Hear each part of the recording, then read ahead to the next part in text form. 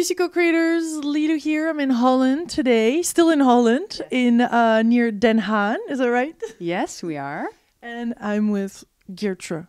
Did I get this right? It's good enough. It's a fairly unpronounceable name in any other language than Dutch, so it's good. But it'll be Ginger. Yes, we decided upon that, right? Gingembre. Le gingembre. Gingembre. Oui. So, yeah. Beautiful. Oh, I'm thrilled to be sitting next to you, and we had this opportunity to sit down and do this interview. We were supposedly going to do it in Utrecht, and where you live, is that right? And now we're here near Den Haag. So this is wonderful. When things have to happen, they do come together very easily and effortlessly. So I'm very grateful. I heard a lot of people talk about you because you're this young Buddhist practitioner and author. You wrote many books. So I'm really, really excited that you share your own story and how this came about. Well, thank you so much for having me and for, traveling the world and doing what you do and bringing, all of these peoples in our life who we normally wouldn't meet. Yeah. So the pleasure is all mine. Cool. So I just love it, and I feel that all of us have our calling, and this is why I love doing those videos, because then people can be inspired by one story and want to practice that or do it or apply it, or it might be this little thing that where there's a special switch that got turned on. What was your switch? Were you always you felt Buddhist very young? Buddhist at a young age. I felt very Buddhist. No, yeah, that's fine. I'm thinking like, what does that feel like? But well, you could say I was always a little sort of heavy-hearted, even as a child. So I was always thinking a lot and just I guess being very sensitive to all kinds of things going around. Mm-hmm.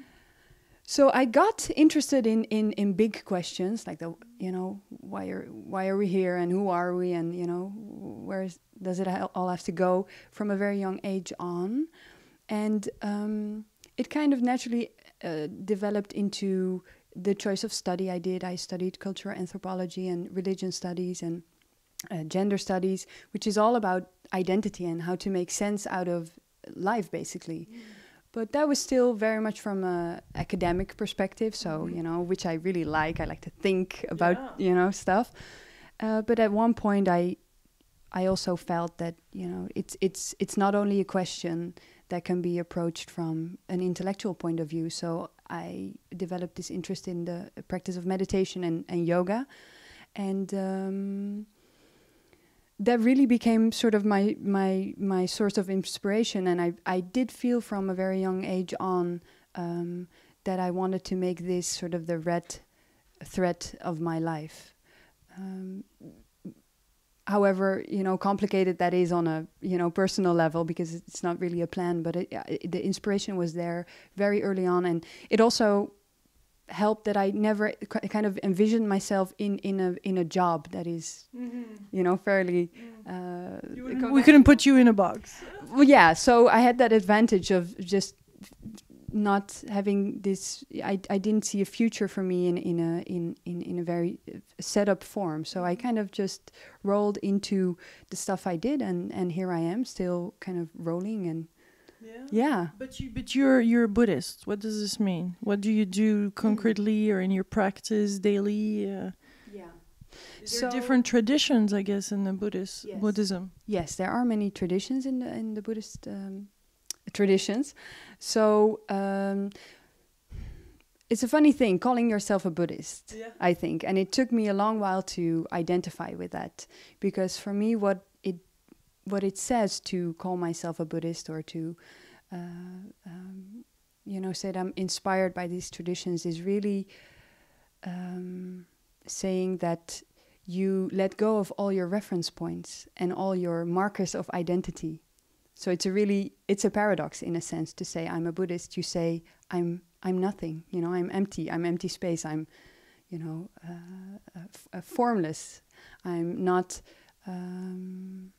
Defined by my job or my my ideas about myself or my ideas about the world, I'm, you know, much bigger, or it's much more complex than that. It's much more open. It's more spacious. Yeah. So it's an interesting thing, and I do tend to go out and call myself a Buddhist. I do, or I tend to do that less often. Yeah. Because it kind of another label. Exactly, and it kind of happened because my first book was inspired very explicitly from the Buddhist traditions, and my company is called Potential Buddha, and I practice meditation, I do retreats, I have, you know, a strong practice life, but then, you know, it says nothing. So I do, like I said, when you asked me before, are you a Buddhist writer or are you a Buddhist practitioner? I would say I'm a Buddhist practitioner because, you know, it's just... yeah, it's something that you got interested and things unfolded, exactly. But you do meditate? I do meditate, but I'm also inspired by, you know, numerous other traditions. So it's just, I do have a strong connection with Buddhism, but it's not, you know, that's not all. It's... Yeah, but I'm very grateful to practice in that tradition because it gives a lot of stability to, you know, a path to have. From my understanding, it's a lot for you about the loving kindness. Yeah, that's a main practice. Yes, I think. Well, in my personal life, I found that that's, you know, the most important practice to do, to really open yourself up to. The idea of caring for all sentient beings, basically, because I don't think we have a problem with, you know, with love or loving, but that just our scope of, you know, who we love and what we love is just too limited for the amount of interdependence we are in, and that is just becoming more and more clear. You know, it's hard to keep up this kind of narrow circle of what you care for and what you reject. So it's really, the way I see it, it's really like a fitness, a gym for your heart and for your mind to just expand more and more, which is really, I feel, what this time on earth is asking of us, to just have a bigger, you know, bigger mind and a bigger heart, which is actually very natural to us, but we just kind of, I don't know, we kind of lost it somewhere. Yeah. So how do we practice that? Is it just by changing our thoughts? Because once when there is challenges in our face, you know, we can be very angry and all kind of emotion come, and we can be confronted and we could suffer. So how can we flip that around towards loving kindness and compassion? Yeah, good question. Because that's really when, you know, the shit hits the fan, exactly. We have to do it. Yes, I think more and more of us are confronted these days, and this is a beautiful practice. Yes, it's easy to be like loving kind here on the sofa where there's nothing going on. So yes, we will get, you know, triggered every day a lot of times. So I really believe in the principle of having a practice. So whether it's yoga or whether it's meditation or whether it's running or, you know, whatever kind of practice you do, whether it's writing, you have some kind of relationship with your own mind, with your own heart, that just creates this stability in a way. So for example, to, you know, answer your question, you can do a compassion practice, let's say every day. You take 5 minutes out of your day and you do some kind of practice where you just open your heart to, you know, yourself, first of all, of course, but also people who you love, but also people who think differently and just, well, there are all kinds of practice for this. And then when you're in the heat of the moment, or like Pema Chodron calls it, when you're on the spot, which is always the hardest part, you know, when somebody cuts you off in traffic or, you know, much worse things, of course. Maybe you forget and you just blow your cover and you shout at them. But my experience is if you do these practices every day, at one point you will remember your practice and you will remember the possibility that there's another reaction you can, you know, engage in instead of being reactive. Yeah. So I think what practice does is it creates this relationship with your own mind, and it creates the possibility for having a gap or a pause in which you actually can make a decision, you know, how to respond. But it's a practice, you know.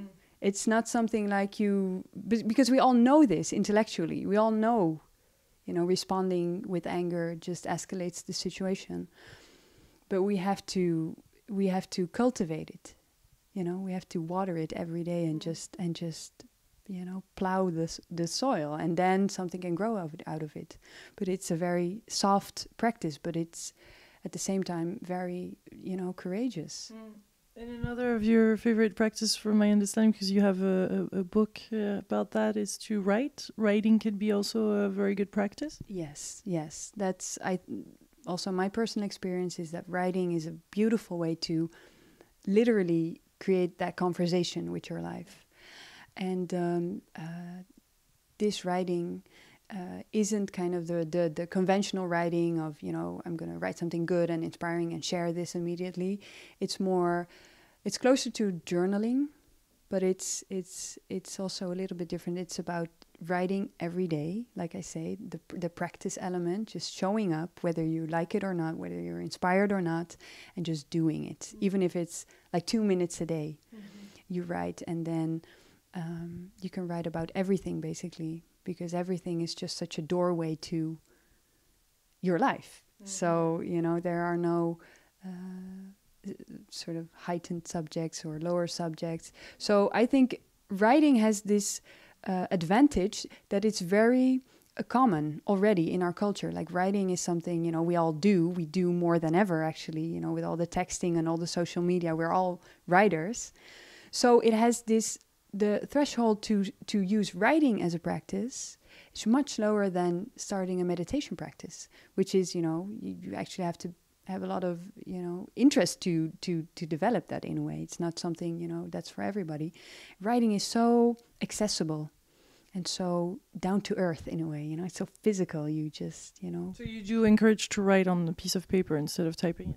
Well, that depends. For me, it works better on paper. I feel more intimate in a way with my own mind.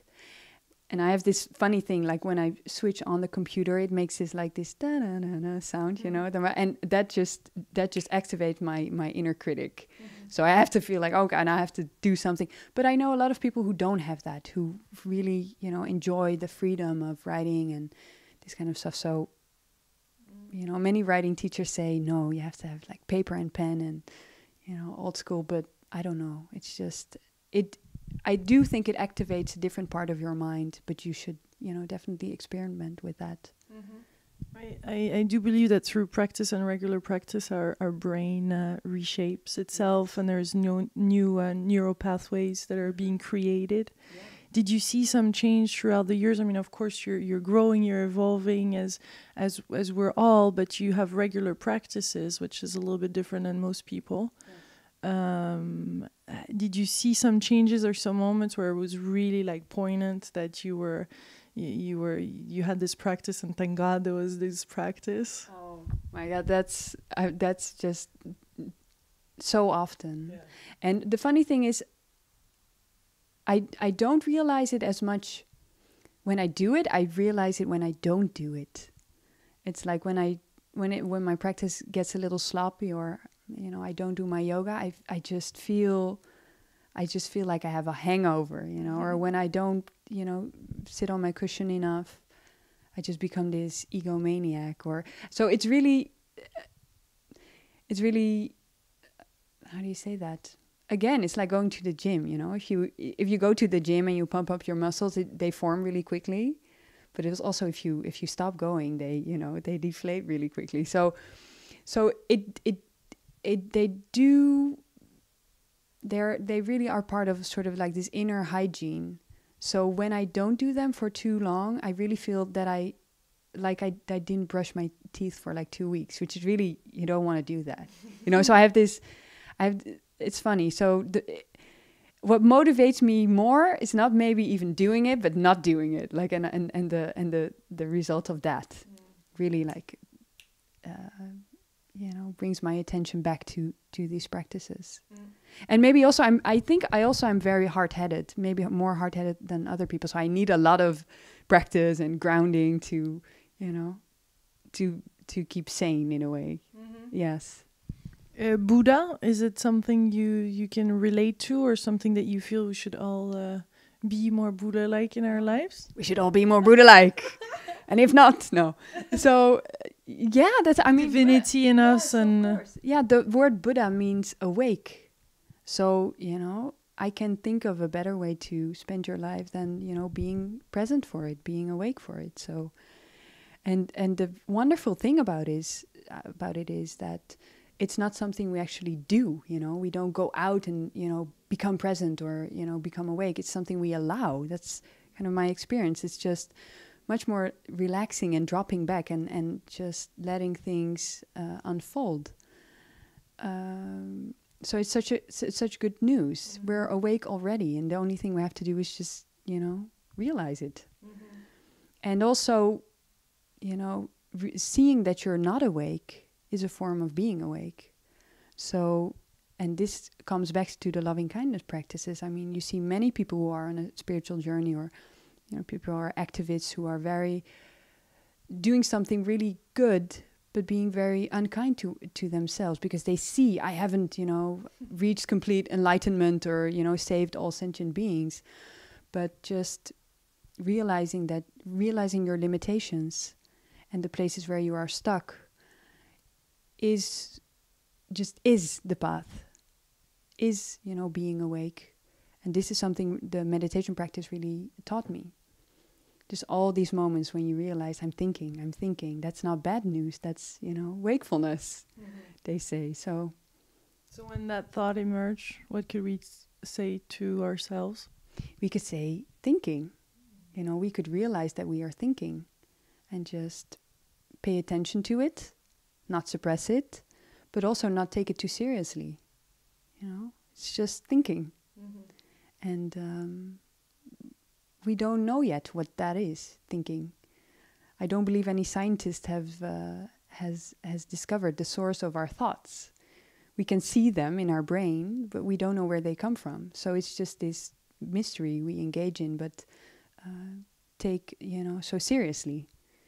And that kind of drains out a lot of energy from other life forms and other processes that are going on at the same time, because we're so, you know, caught up in our stories, I think. Mm-hmm. I love that you're wearing an American flag. Yeah, especially woo. Yes, to all Americans out there. I know. I actually did. I was like, yeah, looking at my clothes, and I thought, you know, with all your American viewers, I have to represent. Yes. Yes, I love rock on America. Exactly. Yeah, I was just there this earlier this year, and I just love it. I think it's such a fascinating country. Yeah. Yes. Yes, it feels very free there to speak about all these things too, and I'm very happy to have this conversation also in Europe. But there is this effortlessness about it in the US too that is very inspiring and very vivid. I know. What do you think is the main difference between the Americans you speak to and the Europeans? Now I'm being interviewed. Exactly. No, it really we're all awakening, and I see that Americans are really there, and they're younger, just less history. So I feel there's less resistance to grow, but it's beautiful, and I'm witnessing right now in Europe. I'm so happy. I really didn't think it was that big and that happening. Mm-hmm. I thought it was two different worlds, but no, it's happening globally. Yeah. Great. Yeah. I think you're here. I mean, look at to have this conversation here in Holland, and with you, you're 29 years old. I think it's super inspiring, like how you just get it, and how there's not so much resistance in our generation, and that this can be shared throughout the world. Yeah, and you know, I think what I would really want to sort of share is that, you know, because I get told that, like, you're 29, you've done all these things and da-da-da-da. And the thing is, I'm no different than any other, you know, 29-year-old. But I didn't let my thoughts hold me back about what I should do and what I shouldn't do. So I kind of stumbled into, you know, doing what I do, writing books and you know, teaching my workshops, and having a lot of doubts about that and fears, but just, I don't know, maybe from my practice, just the amount of of courage or just naivety to just do it. So I think this whole notion of just stepping into this conversation of your life, whatever conversation that is just so essential and so important that we all do that and engage and step forward and not wait until, you know, we think we have a clear message or until we're, developed enough or, we have, our stuff together. Just do it now and do it wholeheartedly and just, stumble and step again. And it's just very much, I think, the way you do the work you do. You just go out there and you went out there, when you had, like you told before, little resources, but just a lot of heart and a lot of vision. And so that's hardcore. That's hardcore, definitely. Thank you so much for this juicy conversation and this time spending together. Thank you. Thank you. Thank you. Much love, my delicious co-creators. Love the US, yes. Holland, everybody.